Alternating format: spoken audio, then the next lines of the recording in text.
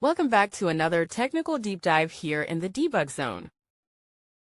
Today we're tackling a big question and breaking it down with us from other users. Hopefully this clears up some misconceptions and helps you get the answer you need.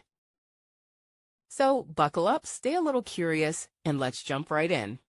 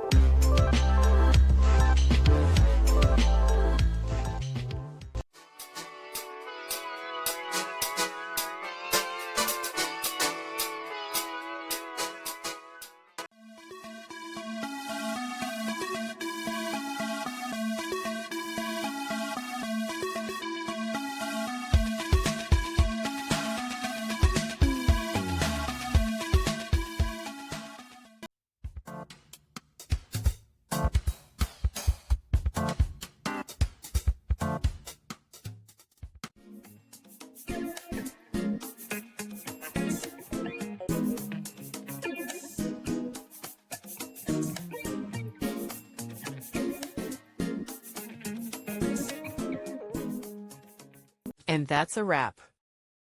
I hope you found the answer you were looking for. If you did, take a second to hit that subscribe button. It really helps out. And let me know in the comments which solution worked best for you.